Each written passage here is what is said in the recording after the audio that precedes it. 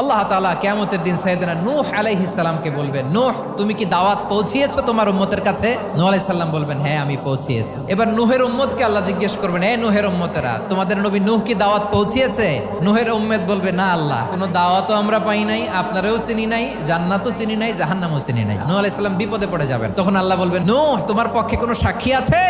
নূহ আলাইহিস সালাম বলবেন, আছে। কে?